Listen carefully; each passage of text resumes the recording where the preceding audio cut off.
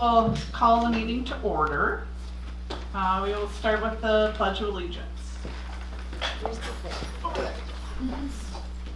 I pledge allegiance to the flag of the United States of America and to the republic for which it stands, one nation, under God, indivisible, with liberty and justice for all.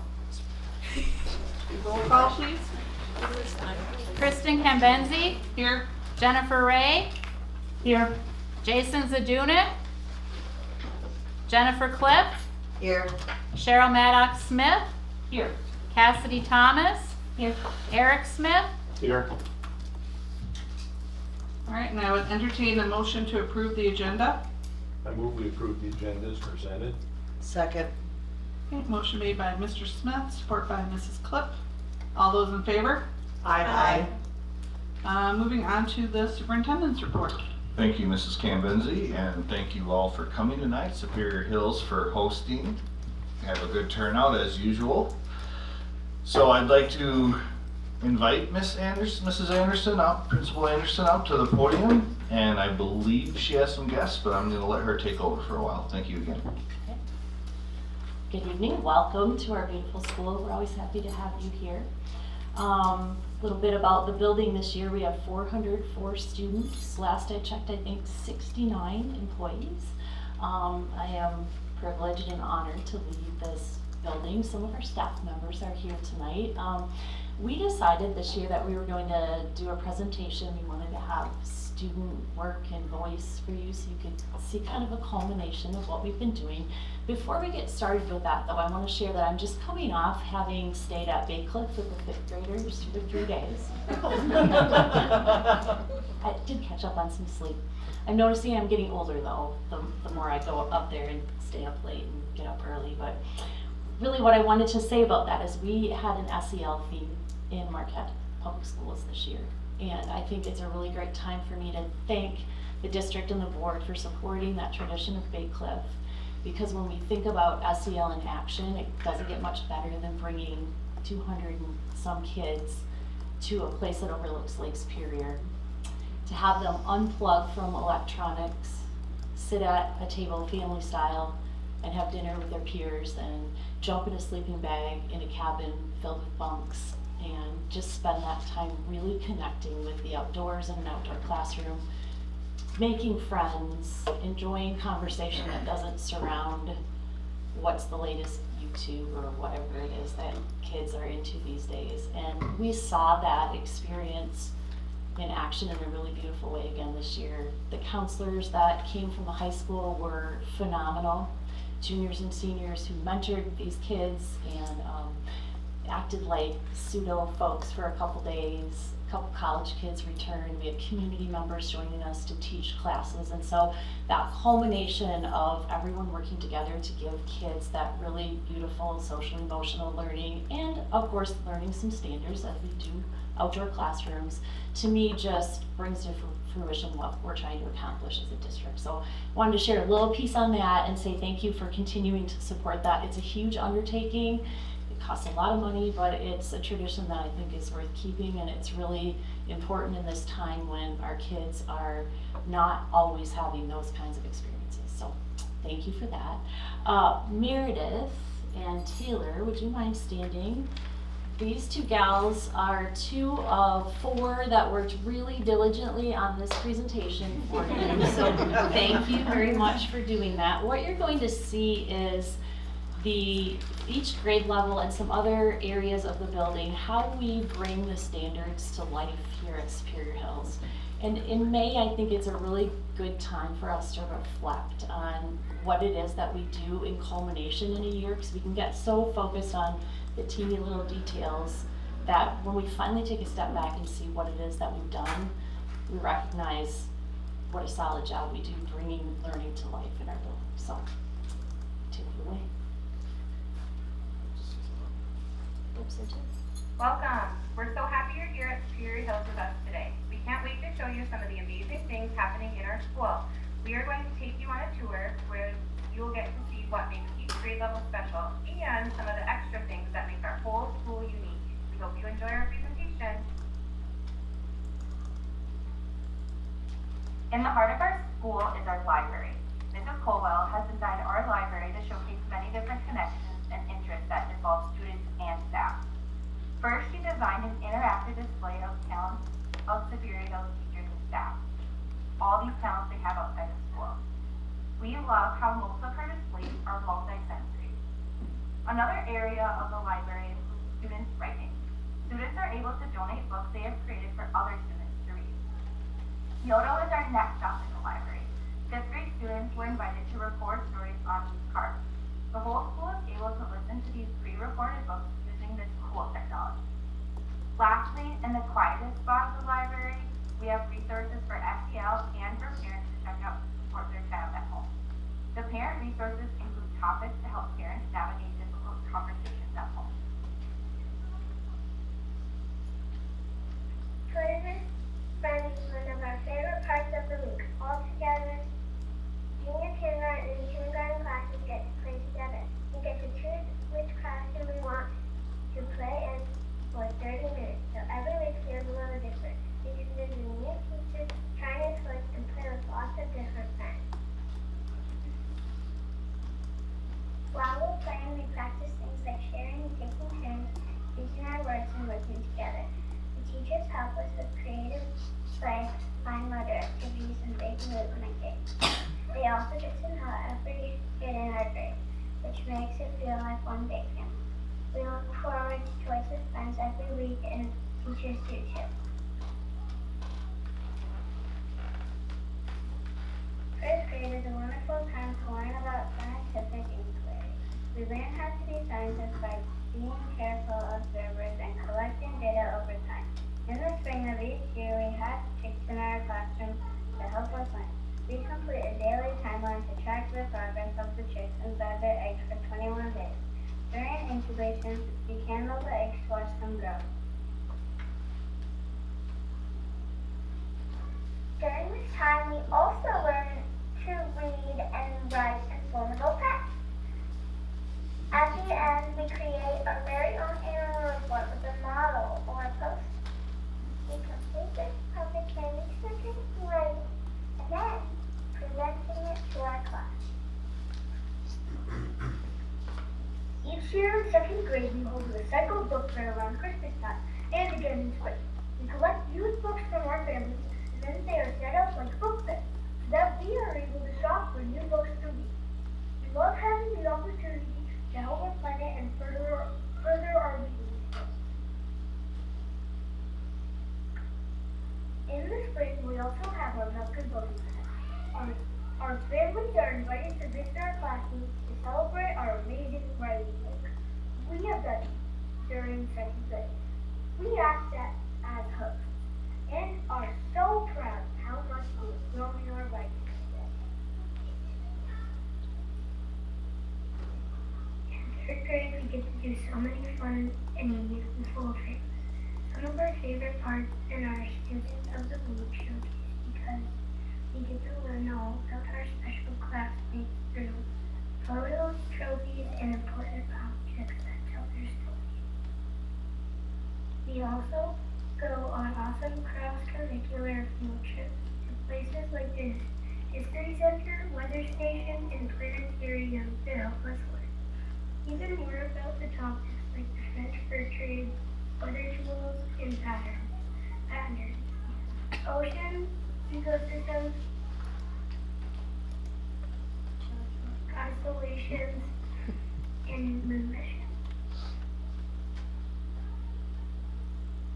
Miss Porter also started the Kindness Cruise thanks to a grant from the Math Education Foundation. And we get to spread joy, confidence, and empathy around the school to help make positive changes to our community. Every year, the clusters at Superior Hills get to do some really awesome field trips. One of our favorites is visiting Fayette State Park. In social studies, we learn about mining in the ghost town of Fayette, so it's really cool to see in real life. A lot of us have never been there before, and it is such a beautiful place. We also got to go to Veterans Rocks National Park because of a program called Every Kid Outdoors. This program lets all fourth graders go to a national National Park for free. When we go, we will work with park rangers at different stations to learn about nature, survival, and how to read maps and landscapes. The best part is that every fourth grader gets a national park pass to use for a whole year. Our families can get into any national park for free. Lots of families plan spring break or summer trips to national parks because of the pass. It is a really exciting part of being in fourth grade. Every month, all the fourth grade classes compete for the multiplication trophy. One student from each class comes up and we race to answer a multiplication fact the fastest. If you get it right first, you stay in. If not, we keep going until only one class still has it left. The winning class gets a trophy for the whole month, and we all want it in our room. It's super fun and really competitive, and it helps us get faster with our multiplication facts up to 12. A lot of us even practice during free time so we can help our class win. Fourth grade, we also study economics. Help us understand vocabulary words such as income, consumer, and producer. Here in classroom money, we are paid $5 to attend school. It's a job. And complete work at the end of every month. We have teacher store, and we get to spend our money in May. We get to bring items from home to sell at the flea market. We love making items and selling them to earn money for a final teacher store in June. One thing we can't wait for 5th grade. One of the coolest things we do is the deep sea dive. Our whole classroom turns into an ocean and we get to dive under the waves for artifacts from the 1600s. Some of us even dress up with goggles, snorkels, and flippers. It feels like we're real explorers discovering treasures from the New World. During the dive, we check out old-time navigation tools, weird new foods, and maps of places nobody had claimed yet. It's such a fun way to start learning about the explorers, and we always end up soaked in excitement, and at times we actually get wet. Another amazing part of 5th grade is getting to learn about the American Revolution. And one of the most exciting things we do is the simulation about taxation without representation. Our teachers start giving us random taxes on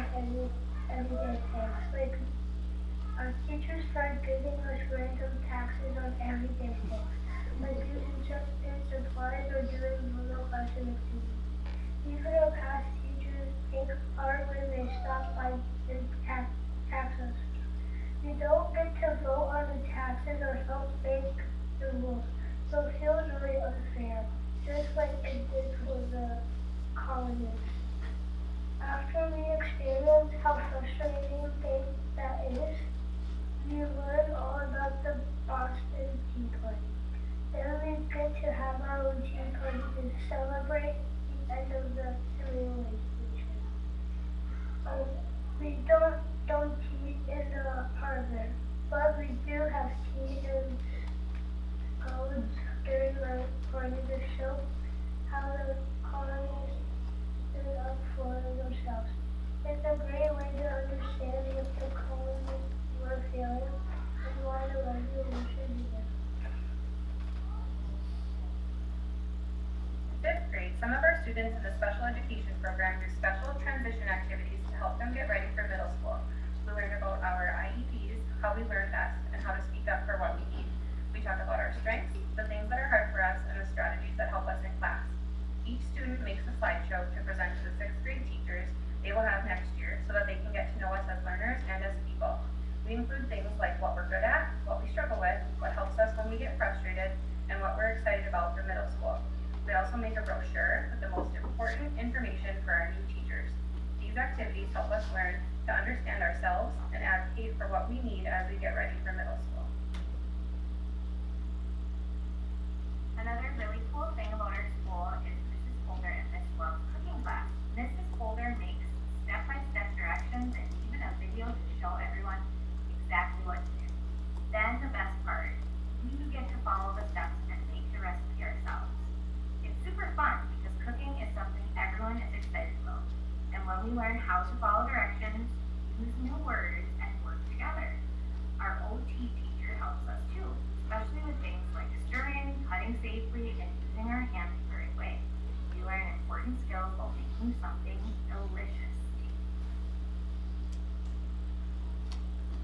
In first and second grade, we get to make up our own rhythm patterns, play them on percussion instruments. Who knew learning musical forms could be so fun, especially with parachutes and scarves are involved.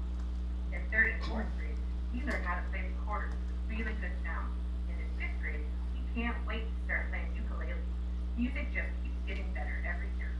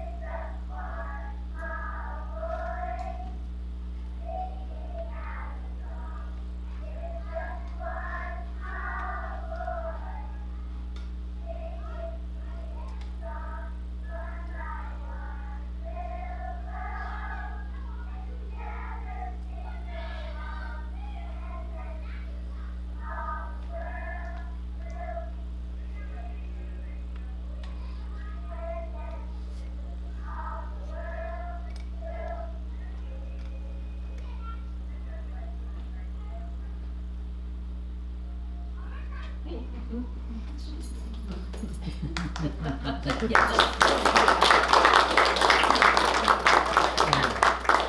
about our school. We love getting to show you what makes Superior Hills special and all the amazing things we get to do here.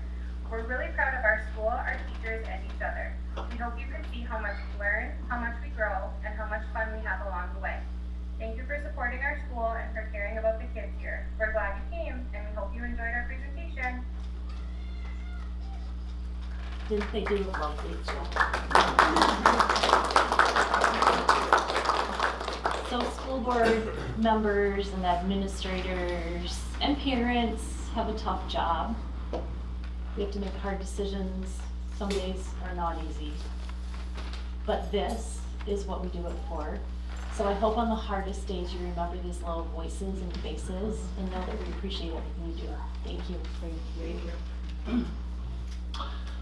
Thank you very much, Mrs. Anderson. That was very well done, and for your staff that worked so hard to put that together.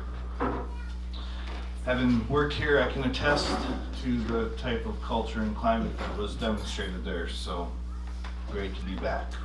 Next up, I don't know how you're gonna follow that. Marisa. Marisa's Superintendent of Finance, CFO, not sure. CFO, okay. Is here to present the budget, the Marisa budget. This is an annual exercise and one that we've heard from Mr. Bertucci on in the past, so thank you for coming, and we will let him have the mic for a bit. All right. Well, first, like you said, thanks for putting me after the Smiley elementary crew. Now I get to follow with budget, which is always exciting.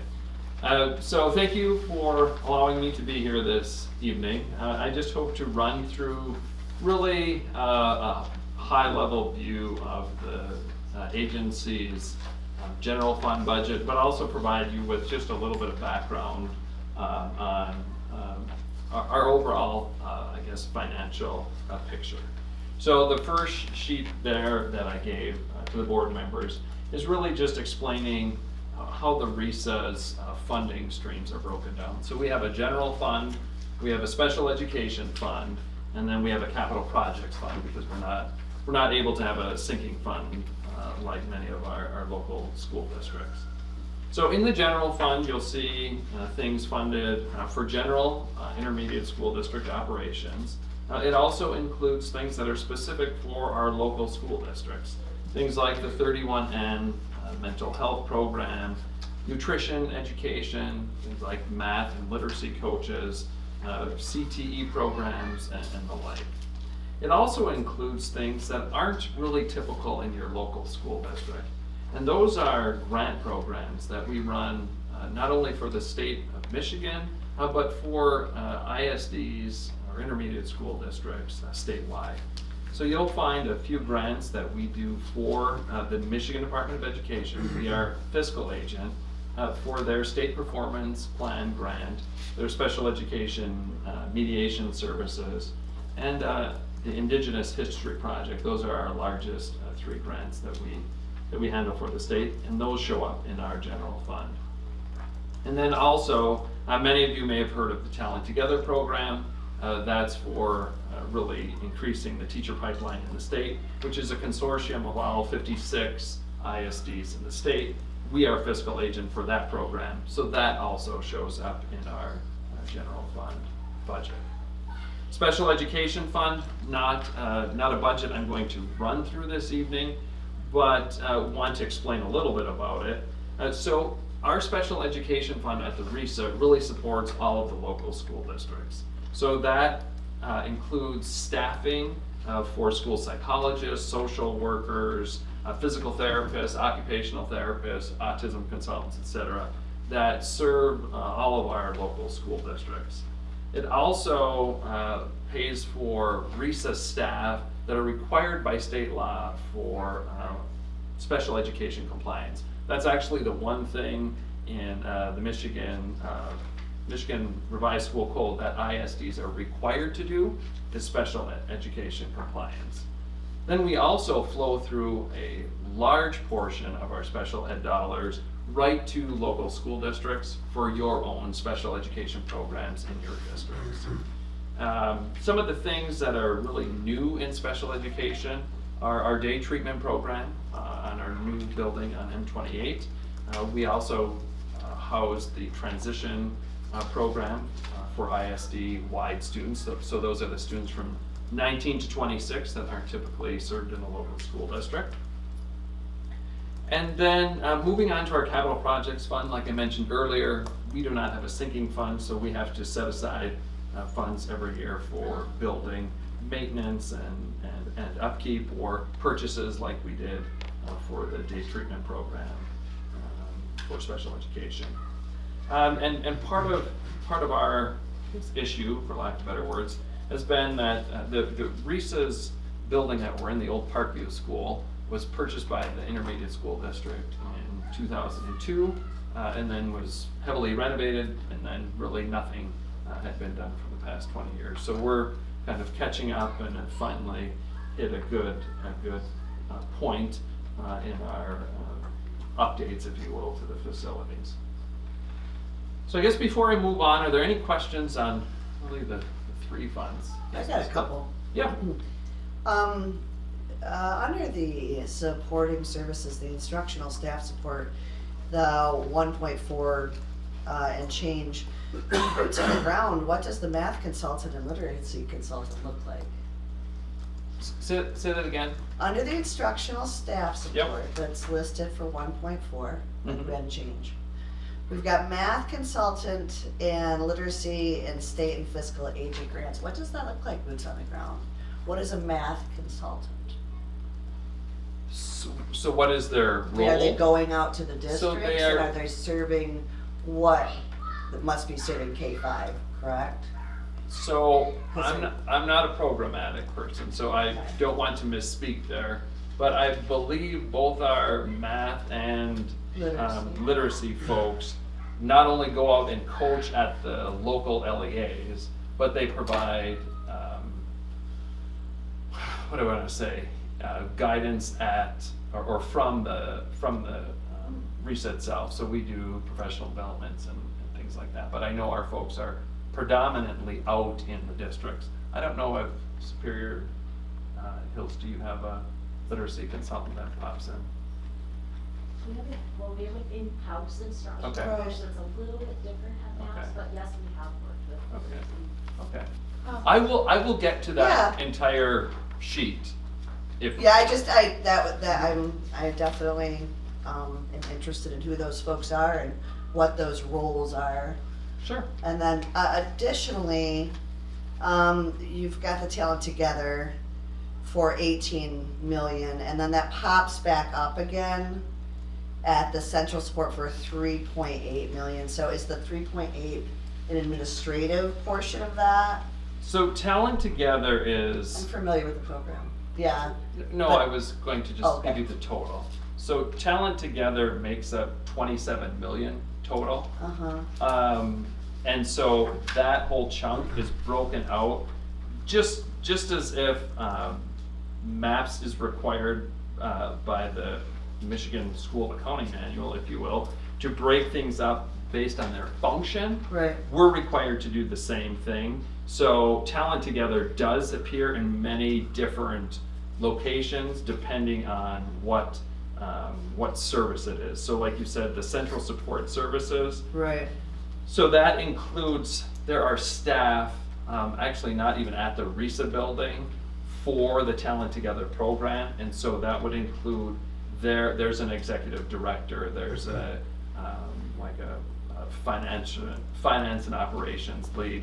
They have program leads throughout the state, and those folks would be reported in that central support service. And then when you go back up that 18 million for instructional staff support under Talent Together, what does that look like? Correct. So instructional staff support for Talent Together, and it's Talent Together and our state performance plan grant.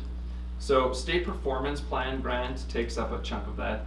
That is employees that work for this. Well, they work for Mark and Elter RISA for the state to carry out that work. So really, the biggest one for Talent Together is actually in, let's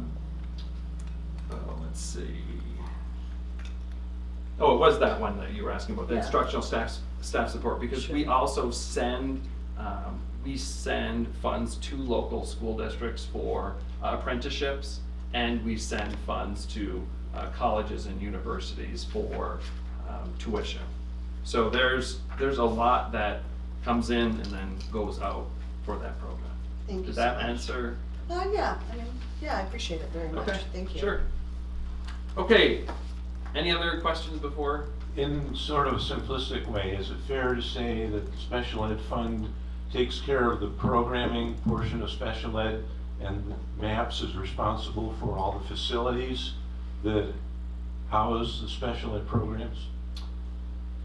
It's a good question. So what I would say now is with the recent increase in local special education dollars due to the millage that was passed recently, we are able to, as a collective, fully fund special education in our 2-county area. So what used to be the case of it would be up to the individual district to fund the gap, right now we're able to pass through any shortfall of any special ed program or I guess facility that a local district has on their books. So between state funding that your district receives and the local funding, you're essentially made whole when it comes to special education. So I guess if your district doesn't specifically break out, which most districts don't, like a facility or custodial services or something for special ed, that would be on the district. But the remainder of everything is covered by the current millage rate. I guess I was thinking of special rooms or equipment or things of that nature that So- special ed would need. Any equipment would be reimbursable. Special rooms like set aside in a building probably aren't, just because most districts don't break it out that way. But anything that's required for the program, tangible things other than the building itself would be covered. So there's not a like indirect portion that we specifically pay for, but your district is allowed to claim special education indirect costs in their cost report, and then those are essentially reimbursed either by the state or by the local dollars. Okay, thanks. You're welcome. Any other questions? Okay, then kind of got a little ahead of myself there, but if you look at the second page there, which is the pie chart, that's really the one that I wanted to highlight. You know, the Reese's general fund budget is comprised of nearly $68 million, but 27 million of that is the Talent Together program. And then another 22.7 million is for the state fiscal agent grants that we run. So those two programs account for really 3/4 almost of our general fund dollars that show up in our budget. The remaining amounts, the 7.8 million, those are grants that we do directly for the local school district. So those are grants that we have folks that we get either a state or federal grant that do work directly in the LEAs for specific programming. And then the remaining $10 million, that covers general ISD operations or non-specific grant items that we do for locals in the general fund. So a good example of that would be like CTE programming. There's not a specific grant where that's necessarily called out to provide, but we do that in, let's say, Middle College out of the general fund. Any questions on that breakout? Okay. Then the last page I have for you is the page that Mrs. Clip was referencing there. Essentially, where do all the funds go? So similar, your budget is laid out very similar to this. ISDs, intermediate school districts, and local education agencies are required by the state to report it the same way. So the first section there under instruction, as an intermediate school district, we don't have K-12 students, so everything that we do is like your budgets you would typically see the most in that instruction line. That's just not how we're structured because we provide more supporting services. Our little bit of instruction that we do have in the general fund is for CTE programming, Middle College, and then we received over the last couple of years some large CTE equipment grants that then is turned over. Essentially, we're managing that for our local education agencies or our local school districts. Next, there's supporting services. And again, remember this is only the general fund, so we also have special education where many of these pupil support services are also found. So first item in supporting services there, pupil support for 1.8 million. As I mentioned earlier, that's predominantly our 31N mental health program. That's a program that's statewide where ISDs are fiscal agent for their region and kind of coordinate the mental health services for the local school districts. Also includes career and technical guidance, and then also the McKinney-Vento homeless program. We are also the fiscal agent for the entire Upper Peninsula, so not only do we take care of McKinney-Vento homeless items in our region, but we're responsible for the entire Upper Peninsula. So there are some grant fund dollars in there. The next instructional staff support line there in supporting services for 1.4 million. That includes our entire Fall EdCon or Fall Education Conference, the REMC Consortium for technology, Merit and other REMC coordination. So all of the tech consortium items in our RESA whether it be for internet services or things like that, that's run through that line. And then as Ms. Clip had mentioned earlier, our math consultant, literacy consultant are in there. And then we also have a little bit for our state fiscal agent grants there. Instructional staff support for Talent Together and the State Performance Plan grant equal about 18 million. General administration, so our superintendent's office, our grants folks, we have 4 grants folks who work on specific grants throughout the agency.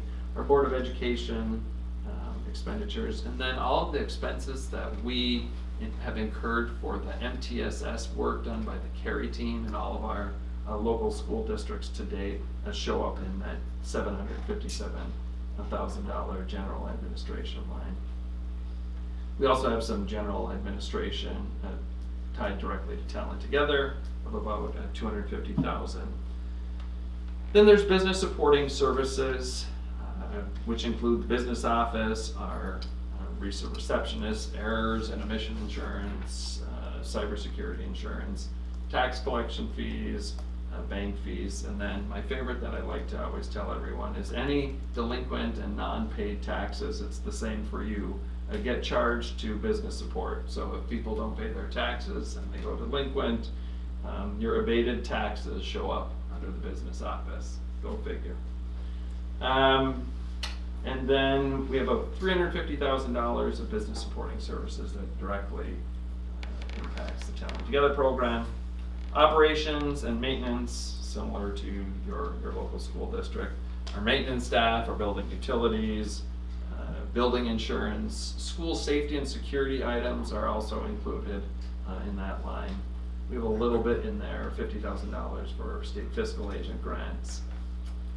Pupil transportation, although we don't have our own bus fleet, we do provide some transportation services, and we also provide a lot of reimbursement for transportation services for homeless folks throughout the Upper Peninsula.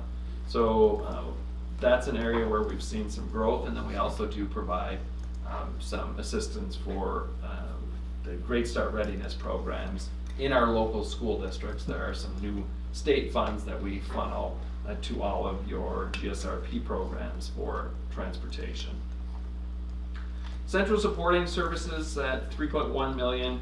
That includes a whole slew of staff. Again, it's just the way the state requires us to code those positions. So deputy superintendent, executive director for tech, school and safety, most of our general fund administrative assistants, general education consultants, Michigan Virtual High School, our legal services, things like that are all included there. Then we have $3.8 million of central support for our state fiscal agent grants and Talent Together, some additional staffing needs for them there. And then other support services, I know that's not a great title, but again, that function code is where the majority of our state fiscal agent grant folks are required to be reported. So that's where that $20 million is recorded. Community services, so this year we've started a driver's education program to benefit students RESA-wide. So that program now reports in this line, and it also includes our Great Start Collaborative director and associated Great Start Collaborative supplies and materials. And we have $671,000 for the TRI-SHARE program, additional Great Start Collaborative expenditures, literacy, homeless, wellness task force, and family engagement dollars there. Outgoing transfers, so these are payments to our local school districts for funds that we receive RESA-wide. For Medicaid fees, we provide a summer school reimbursement to local school districts. Subs, if any of your districts attend those social studies planning meetings or math teams or anything like that, those are fully reimbursed by the RESA out of our general fund. Also covers like our reimbursement to local school districts for their pupil accounting folks to attend the MPEAAA conference. Payments to other governmental units, so that 4.4 million there, that is state fiscal agent grants. We've state CTE equipment grants, GSRP pass through, and Great Start Collaborative pass through. So this is money that we collect or our fiscal agent for and then pass along to our local school districts. Similarly, there's $8 million there in the Talent Together program that we turn around and reimburse school districts throughout the state for those teacher apprentices. And then, as I mentioned earlier, we transfer funds to our capital projects fund every year for maintenance items on our facilities.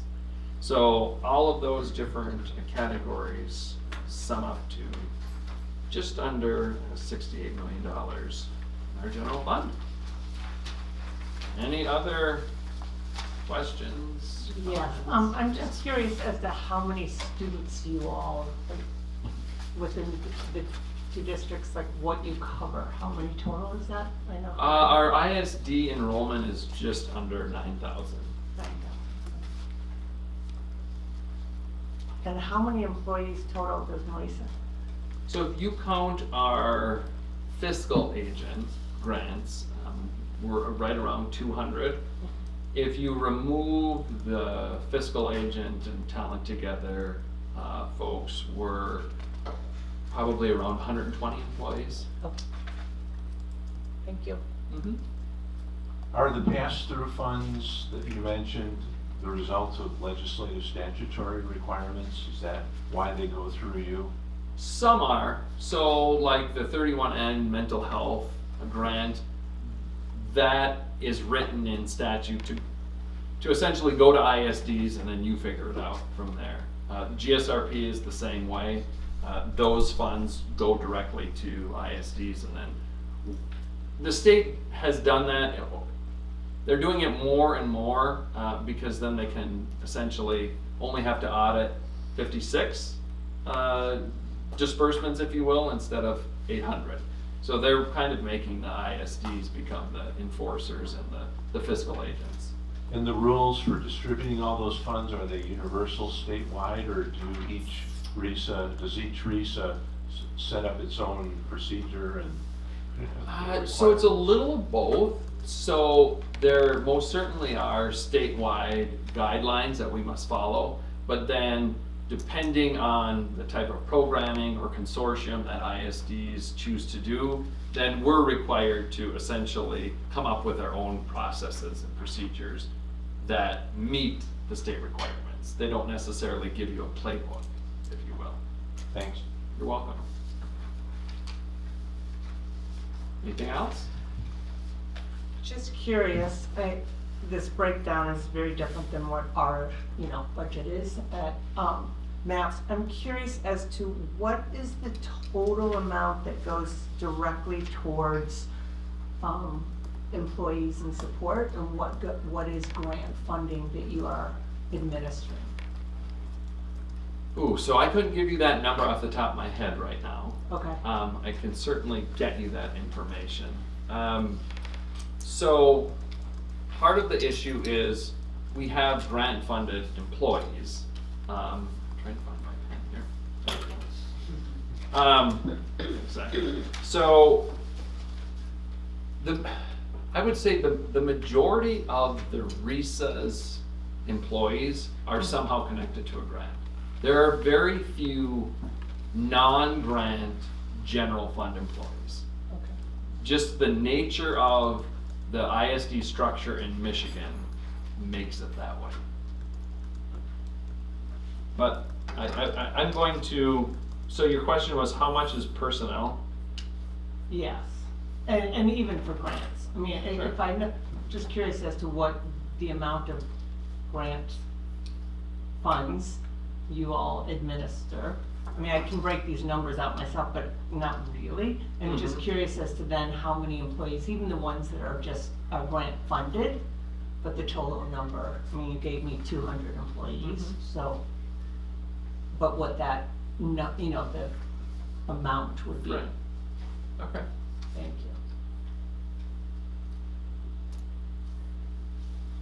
Anything else? Okay. Well, thank you very much. I appreciate your time. Thank you very much, Mr. Bertucci. All right. So I'm actually gonna stand up to the podium and see if my knees work here.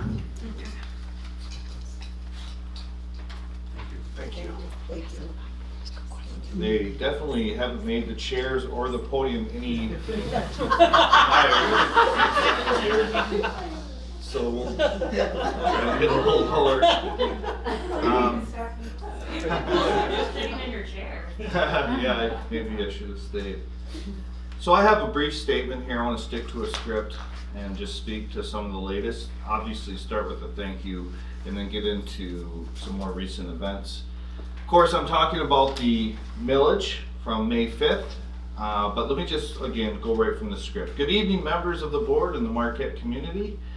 I want to begin tonight by expressing my deepest gratitude to our community. On May 5th, voters approved our bond proposal with 53.8% of voters casting a yes ballot to invest in the future of Marquette area public schools. This support is vital to our students, our staff, and the long-term strength of our district, and we thank you very much. A community member has filed a petition requesting a recount of the results from 4 precincts for the purpose of, and I quote, discrepancy between results first reported and final results unofficial, end quote. The recount petition indicates that the recount is being sought because of an erroneous Facebook post which inexplicably indicated that Marquette's voters had rejected the bond proposal. The Facebook post occurred well after the election polls had closed. Consequently, the erroneous report could not have swayed any voters, as all votes had already been cast. In short, the recount petition is based solely on a false media report and not on anything directly related to how the May 5th election was conducted. The recount process is a legal right available under Michigan law, and the Marquette area public schools will fully respect and follow that process. At the same time, it is important for our community to understand that this recount will delay the next steps in our bond planning and may create additional costs for the district and taxpayers. To help us break down exactly what this means, we are joined tonight by our Assistant Superintendent of Finance, Mr. Lampman, as well as Sean Wall from PFM Financial Advisors, who serve as our municipal advisory team. Together, they will help map out how this petition actively disrupts and delays our bond planning moving forward. To be completely transparent, here is the immediate impact this action has on MAPS. First, delays to the financing schedule. We were originally on track to systematically move through our due diligence, secure our bond rating, and hit the market for bond pricing on June 8th, with a final closing on June 25th. The timeline is now compromised. 2, added financial burdens for taxpayers. Because of this delay, we are facing compressed timelines that may force us to alter how we levy taxes. School taxes for the city of Marquette are typically levied on July 1st and collected over the summer. However, a timeline delay in the sale of this voter-approved bond may require the district to place the levy on the winter tax bill, which is issued on December 1st. We are not unaware of the potential negative impact this will have for our community, who ultimately bears responsibility to budget accordingly. 3, direct administrative costs.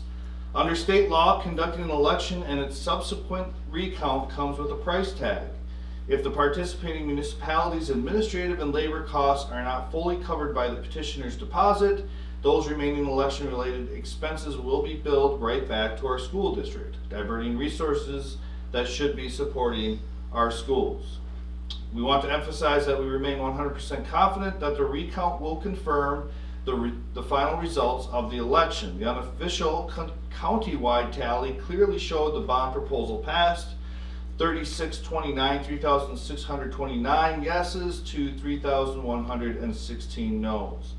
While we wait for the official recount process to conclude on May 28th, we believe it is crucial that our community is fully aware of the negative operational and financial impacts this petition has introduced. Thank you, and just real quick before I introduce Mr. Lampman and Mr. Wall, I do want to also say that we'll be issuing a statement later this evening that outlines the same points that I just gave here, so that our community is aware of what's going on. So without further ado, I'm gonna let Mr.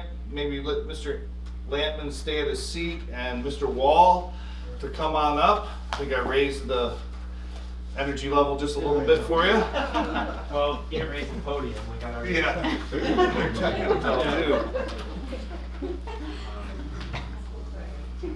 I can certainly jump in here and then I'll let Jim jump in, but first of all, thank you for having me. My name's Sean Wall from PFM. We work with the district. May have spoken with all of you throughout the proposal process and putting together everything, but here today to talk about the next steps and what we're doing with the bond. As Zach said, you know, we had a pretty tight timeline here, given the district levies its taxes in July 1st, and or split levy, right? So some of those taxes will go on the July 1st to December 1st tax bill. In order to do that, we have to start and work backwards from there. So essentially, once the election results are certified, there's a 30-day referendum period where people, you know, can put in some sort of injunction against the voting referendum, but we can't close on the bond until that 30-day period or window is closed, right? So, as he said, you know, usually that would start right after the election and the results are certified. However, with the ballot or with the revote, we essentially can't do that until the end of May, which pushes our bond closing until the end of June or July-ish, right? And so if we can't close by July 1st, they can't get on the July 1st tax rolls. And if you can't get on the July 1st tax rolls, that 1.55 mil increase, which would be split into 2 chunks, is then doubled up for the December levy. So you end up paying the same amount of taxes.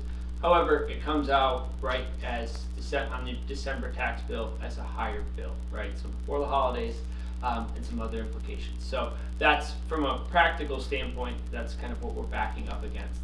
Not to mention, you know, other issues that it could cause in timing and market rates and things like that.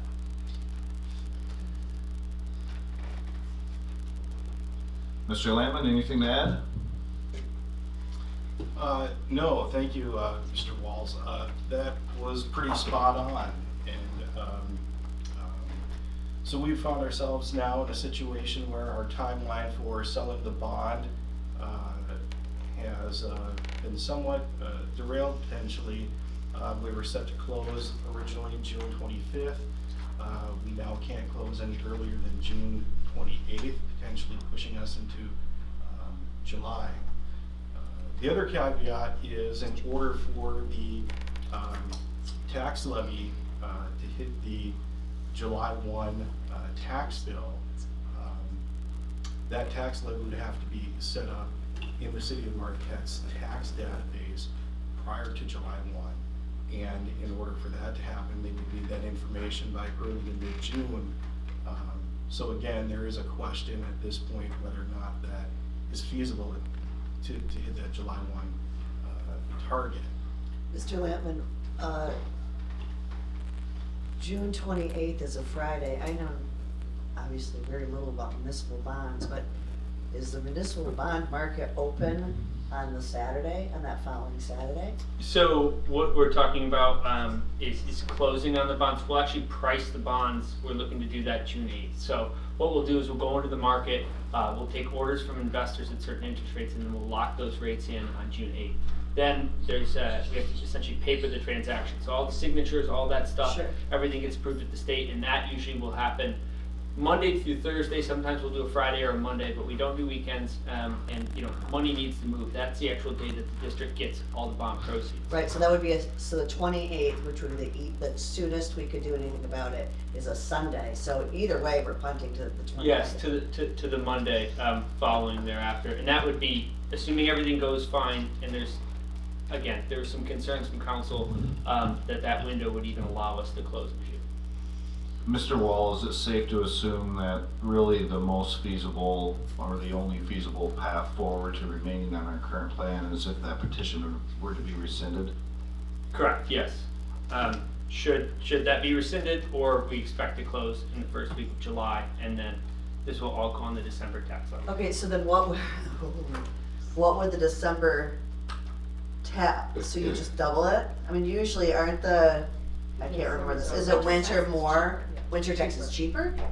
Okay, so it would be 12 months of taxes in December. So we collect from the city of Marquette as well as the townships located within MAPS. Annually, well, let me just say, the default is a winter tax collection. So for our townships, they collect winter tax, or the school taxes on their winter levy.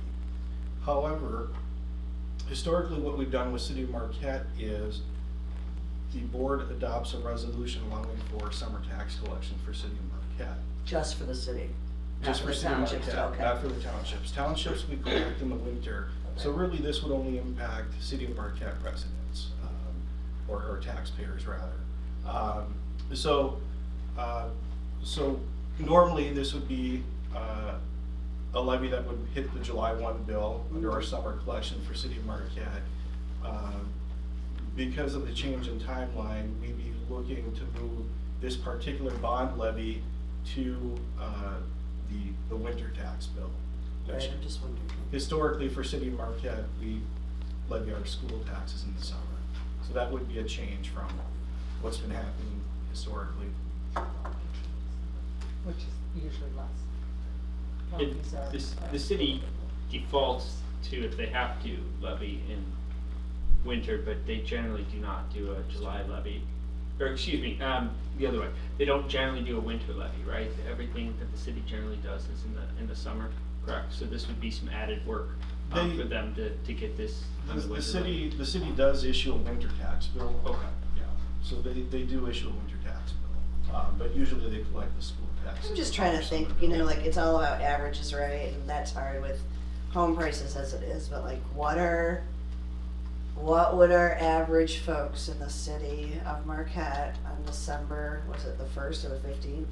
What can they expect in an increase in their tax bill? I guess it's the way their mortgage is structured, but $100? What are they? It depends on the value, Home but what value, the whole 1.55 mil increase is going to be on that tax bill, rather than 0.775 as it would be split.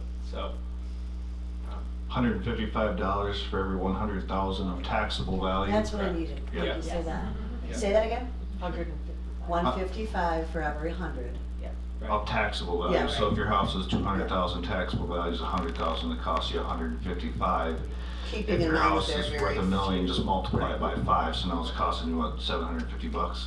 Correct. Yep. At Christmas.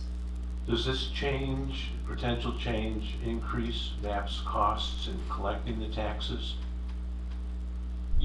That would be probably more a question for Jim, just in terms of what the local units may ask for in reimbursement for a change of plans, right?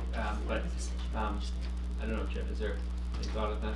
I have just started having initial conversations with the Marquette City Treasurer as to how this process will unfold. We have not yet gotten into cost. I wouldn't anticipate that there would be a significant change in cost to doing this. It'd be the same amount of work really if they attached it to the July 1 levy versus the December 1 levy. So I wouldn't anticipate much of a change in cost.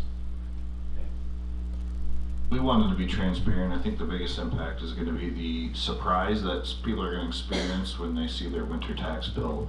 And this was not the plan.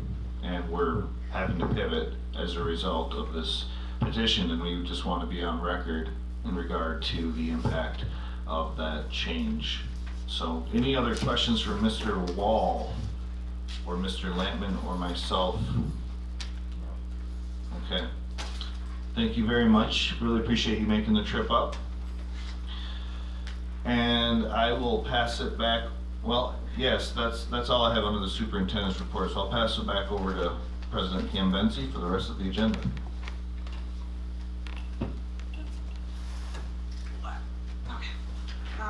Moving on to approving the consent agenda. which would include the minutes of the regular meeting of April 20, 2026, minutes of the Committee of the Whole meeting of May 4th, 2026, the personnel report dated May 2026, and the financial reports of April 2026.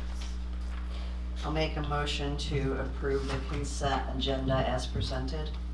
Support. Motion made by Mrs. Clip, support by Ms. Ray. All those in favor? Aye. Okay, moving on to comments from the public. We have one. Natalie Forrester. Just 1 second. Okay. I'm trying to work from line here because it's behind me. Oh boy. Do I get to say my name and address first? You don't have to, Okay, that's great. whenever you're ready. I'm ready. Hi, my name is Natalie Forrester. I'm the parent of a 3rd grader in this building and a licensed clinical social worker. I'm here tonight to share a humbling personal story that got me thinking about the use of AI technology in schools with special attention to use at an elementary level. I'm a millennial raised on AOL. I learned early how to use technology as a primary communication tool, and I use it daily personally and professionally. I believe that teaching children how to use tech intentionally and safely is an important part of being competent in today's world. As a parent, I'm engaged and unafraid to talk to my child about the wonders and worries of the world. I felt confident that I had a good handle on appropriate tech use at home. There's a computer in the dining room that she uses to talk about corgis and axolotls, and I've taken the time to set up existing parental controls available within Google and Apple. A couple weeks ago, my kid woke up early before school with some sore muscles from gym class the day before. Her inquisitive nature led her to Google a simple prompt: my neck hurts.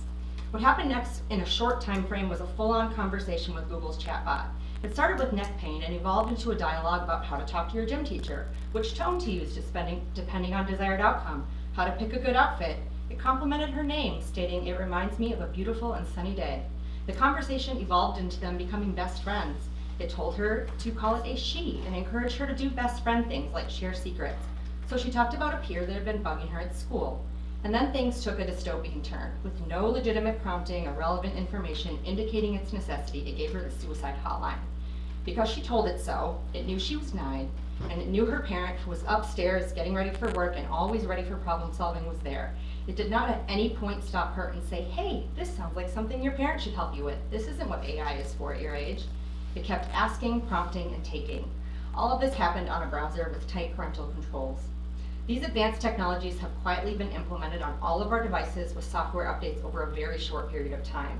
It's hard to find settings that allow you to opt out of AI use in search inquiries, apps, and operating systems. It's true that the train may already have left the station and we're stuck with AI everywhere for better or worse. We have no idea what the long-term effects of these technologies are on young developing brains. AI is used to continuously take and prompt so it can get smarter.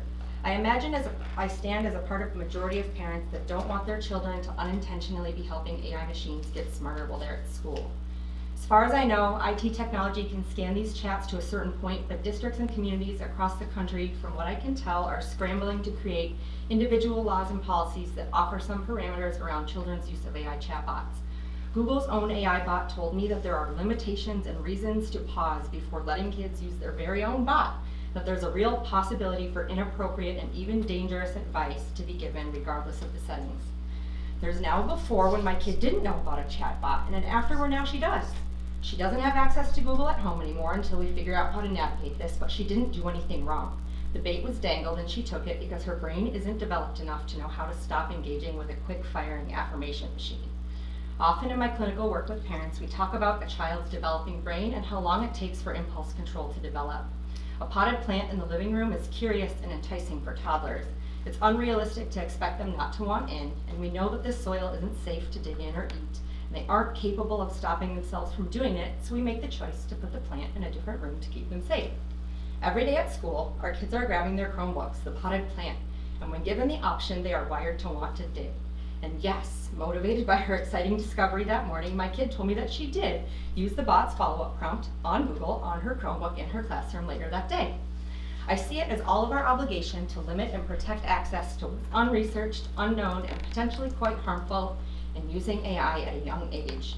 Kids need adults to step in and set boundaries with policies at school to keep them safe online. I'm almost done. I'm asking the district to consider the following. Be transparent and forthcoming with families about how our children are exposed to AI at school, providing an opportunity for consent and possibly even conversation as a way to build trust. On an IT level, eliminate access to browsers with integrated bots so willing to befriend children. Discourage use of AI apps for creative projects in elementary school classrooms, and teach kids how to engage with AI tech safely, taught early and often. I continue to believe the kids are all right, and in this fast-changing and evolving world, it's all of our responsibility to slow down and implement limits to keep our kids safe with technology at school. Thank you for your time.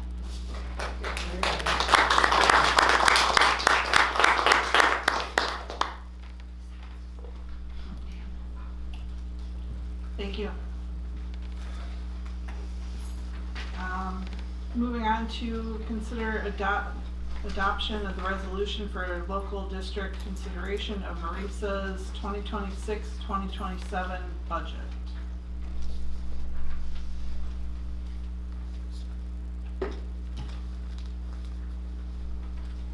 I'll make a motion to adopt the resolution for local district consideration of Marisa's 26 to 27 budget. Second. Okay, motion made by Ms. Thomas, support by Mrs. Clip. This would be something that I would be abstaining from since I am on Marisa's board. So we have motion and support. Do we have any further? The motion should say to approve it or disapprove their budget. I make a motion to approve the budget. Okay. Second. Do we have to re-second it? Just in case. Okay. I'll third it. Okay. So we third we it. have motion and support to approve the resolution for the local district consideration of Marisa's 2026-2027 budget. So again, I would be abstaining. But is there any further comments or questions regarding this? Okay. Hearing none, all those in favor? Aye. Any opposed? And then one abstention. So motion passes. Consider adoption of the 2026-2027 MHSAA membership resolution, Michigan High School Athletic Association. This is something that we do every year. I believe it is in our packet.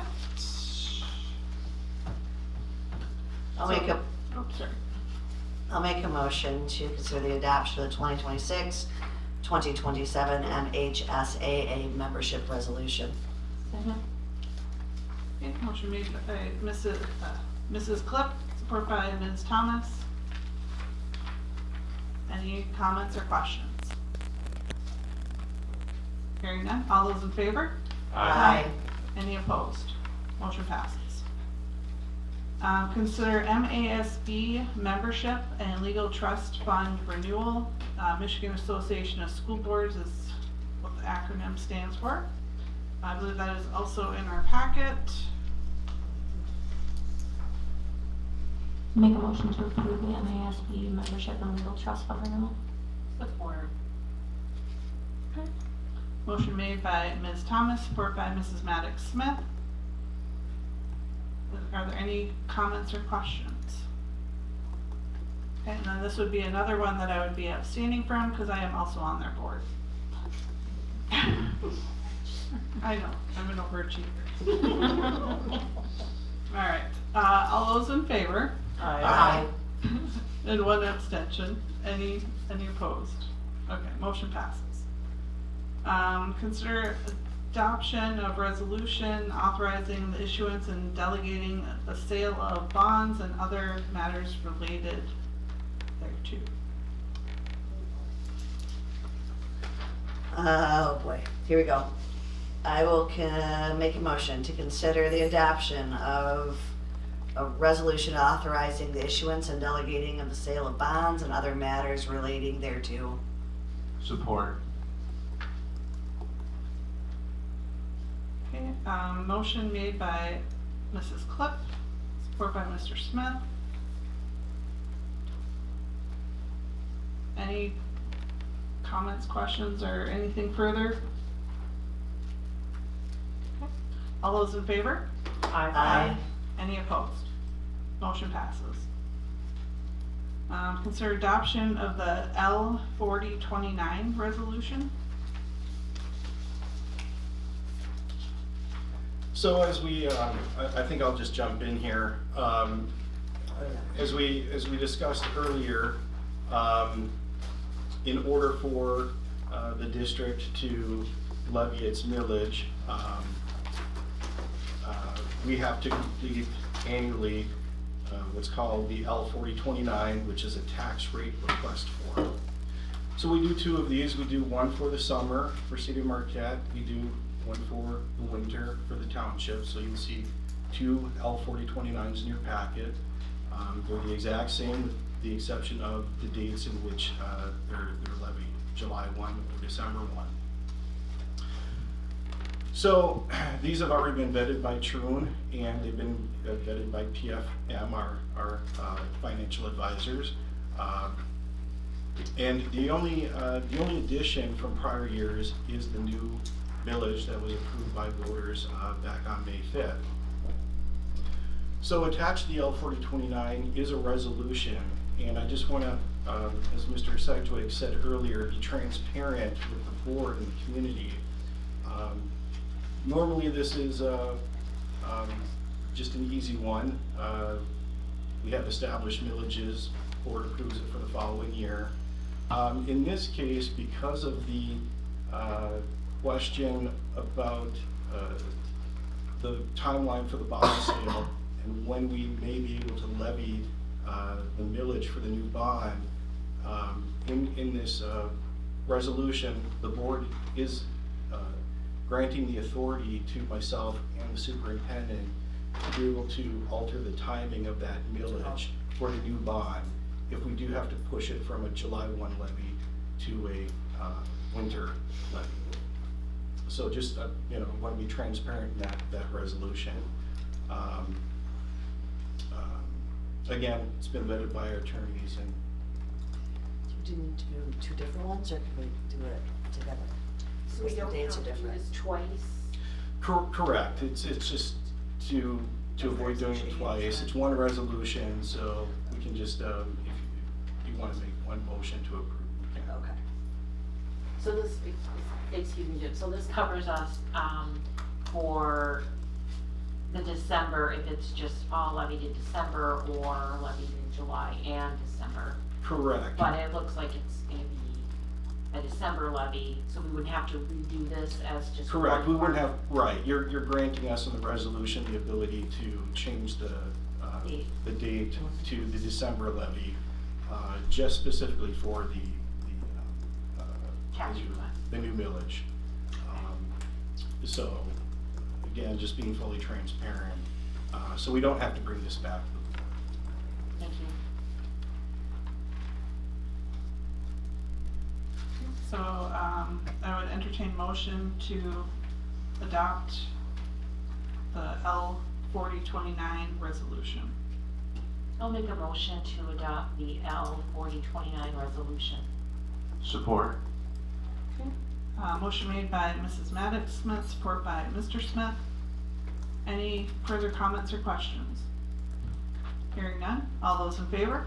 Aye. Any opposed? Motion passes. Moving on to board member comments, we'll start with Mr. Smith.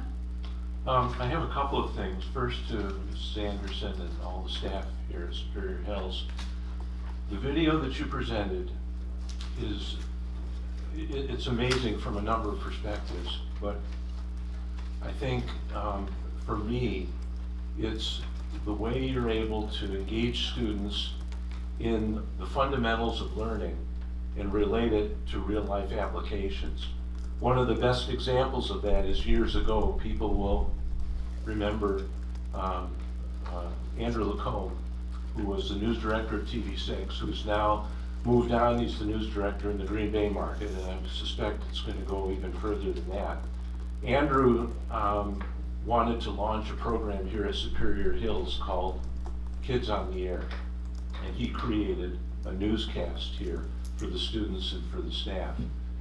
And I think it just speaks to the way you're taking students' interests and channeling them into activities that ultimately help them understand how the world works.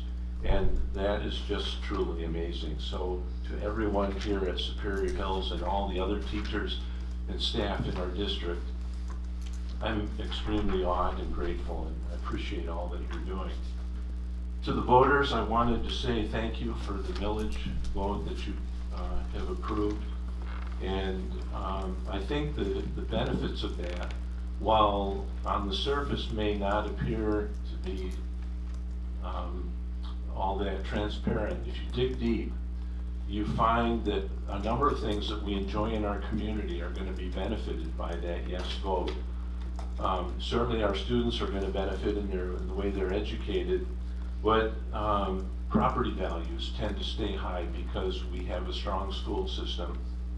The safety of our students is going to be increased dramatically as we go through and renew the buildings and all of the systems.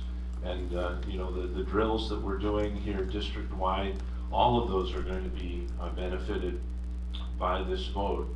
And then some of the other community events, things that happen at Kaufman Auditorium, our fine arts, when we have these programs at the high school that demonstrate the skills our students are acquiring in music and in art, all of those are going to be the beneficiaries. And these kids, just like Andrew Lacombe, are going to go on and do great things. Some of them will leave the area, but I'm hoping that a number of them stay in the area, and that's going to benefit the businesses that are so important in keeping Marquette strong. So thank you to the voters, because your vote makes a real difference. And then to your comment about the things that AI bring here into our community, I'm just wondering whether it's worth a review of SEPA filters on our internet service and the way those are administered.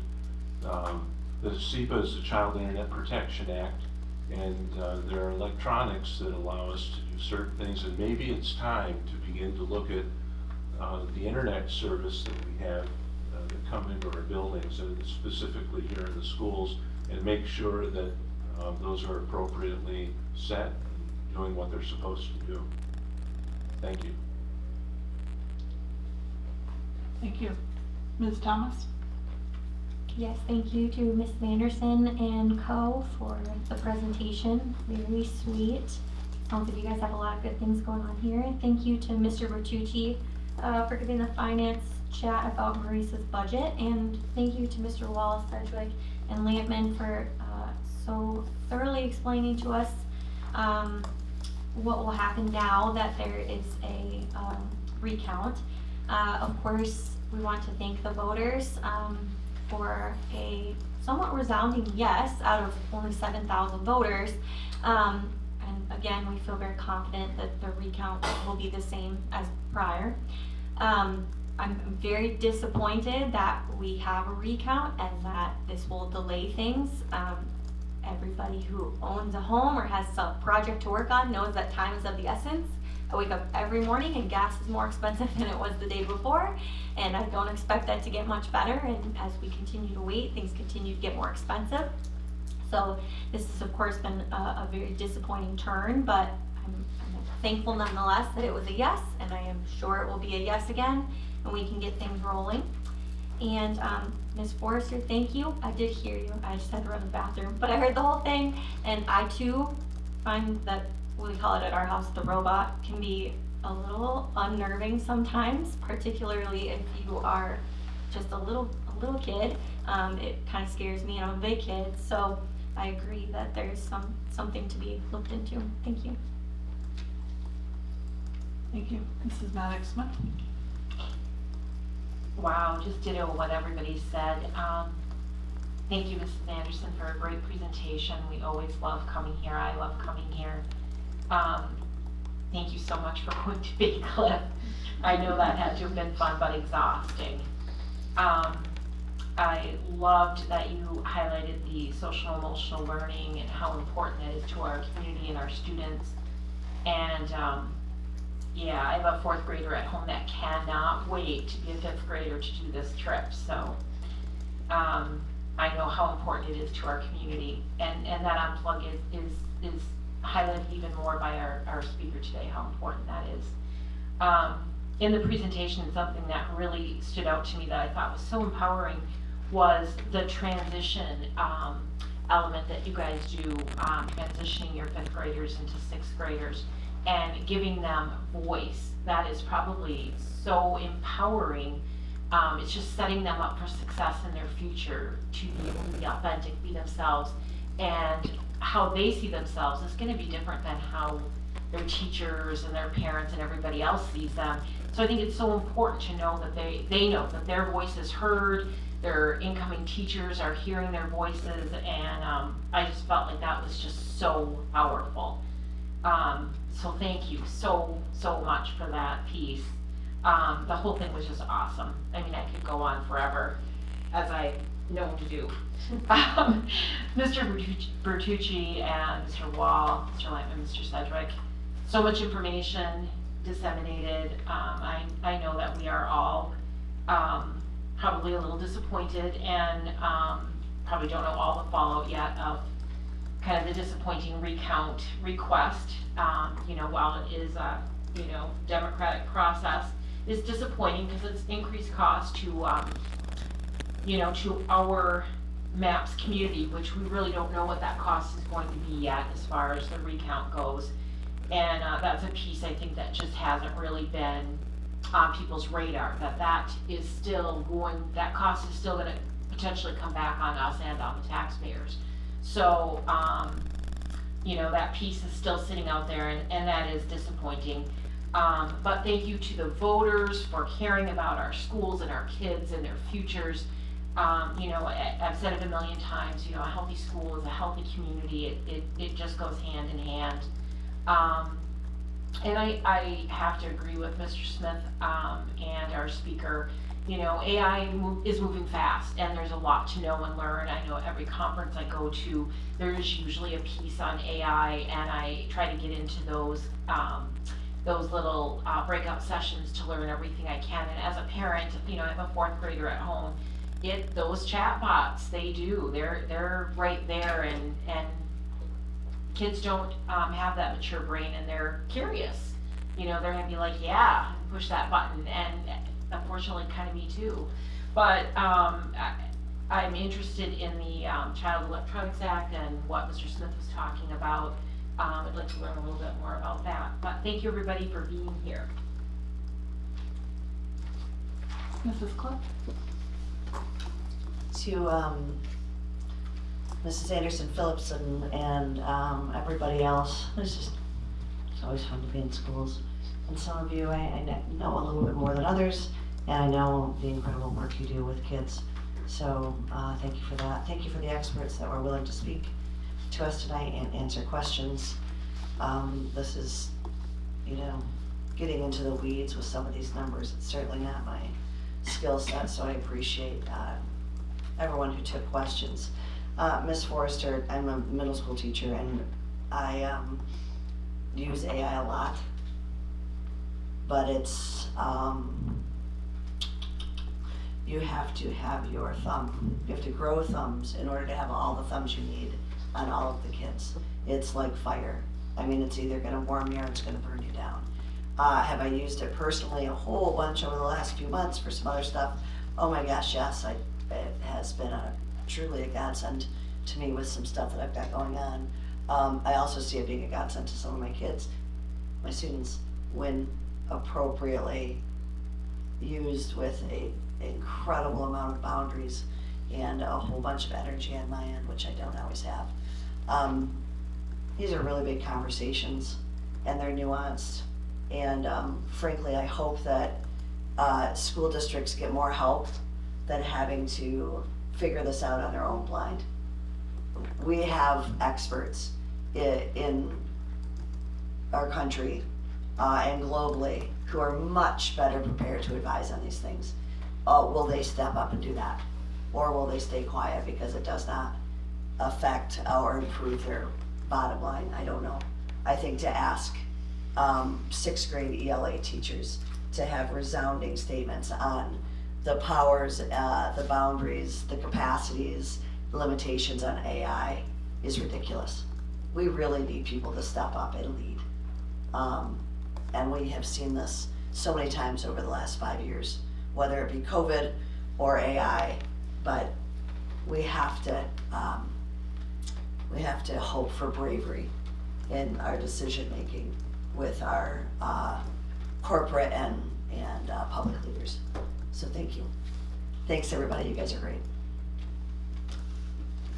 Ms. Wright? Thank you all. First and foremost, I am absolutely thrilled this bond is passed.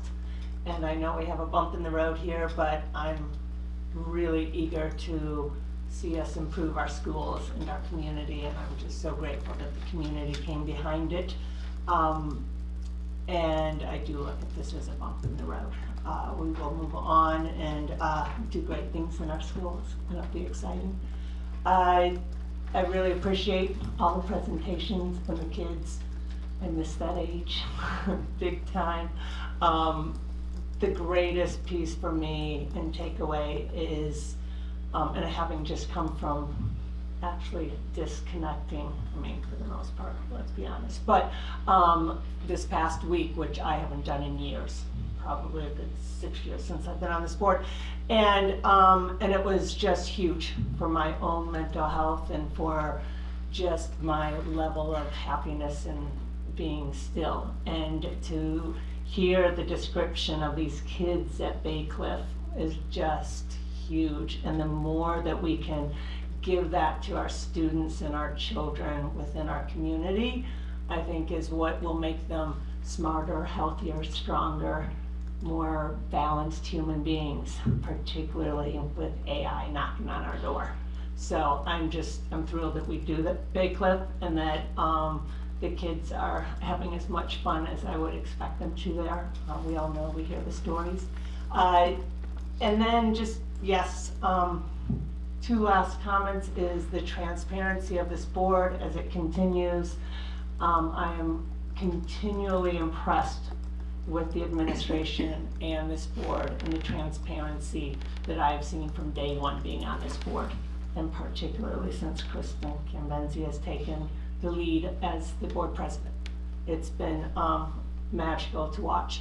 The last thing is the AI. Yes, absolutely. I really appreciate you bringing that to the table.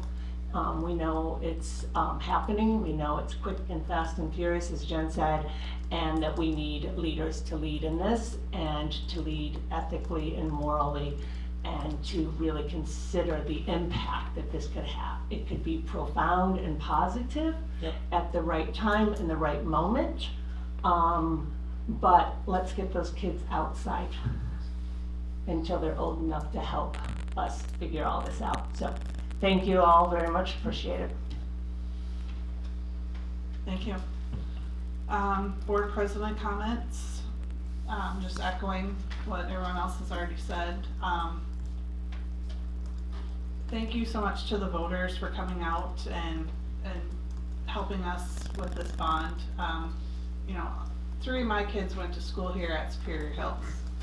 So the school always holds a special place in my heart. And when I first started on the board, we didn't have the 4th and 5th grade wing. And just like the improvements that we've been able to do and the strides we've made as a district, and to hope that, you know, after this bump in the road passes, that we can continue to do great things for our students, our staff, our community. I'm looking forward to that. Yeah, thank you so much for coming and speaking to us. Thank you for all your hard work with the presentation. It was amazing. Yeah, as Mrs. Maddox-Smith said, the piece that really stood out to me was the transition part. As a mom of students that had 504s and IEPs, it was really great to see that piece in there, and to think, as myself as a parent, how much that would have benefited my own kids if they would have had that piece when they were going through. It would have made a huge impact, I think, transitioning from 5th grade to 6th grade. Yeah, so thank you guys so much for all your hard work. Thanks for coming tonight. Moving on to announcements and other meetings. Lots of fun stuff coming up. May 19th is the local scholarship awards at the MSHS gym at 6:30. The 20th is early release, 9 through 12. May 20th is also the 8th grade orientation. May 20th, Kaufman Awards at Kaufman Auditorium at 7 p.m. May 22nd, last day for seniors. May 25th, Memorial Day, no school. May 26th through 28th, senior exams. May 27th is the alternative high school graduation at Kaufman Auditorium at 5:30. On May 29th is the MSHS graduation on the football field at 6 p.m. June 1st, the celebration of retirees and teachers / support staff of the year in the high school library at 4:30. And June 9th through the 12th, 9 through 11 second semester exams, and 9 through 11 early release. And then June 12th, last day of school, half day for all students. Let's see, then we would like to recess to closed session under section 8H of the Michigan Open Meetings Act, combined with section 13(1)G of the Freedom of Information Act to discuss material protected by attorney-client privilege. So I believe I would need do I need a motion and support? We would to have a it? motion and support, and then I'm gonna do a roll call, Yep. yes. I move we move to closed session under the Michigan Open Meetings Act and the Freedom of Information Act as presented. Support. Okay, motion made by Mr. Smith, support by Mrs. Maddox Smith, and then we'll do a roll call. Okay, it would be Eric Smith, Yes.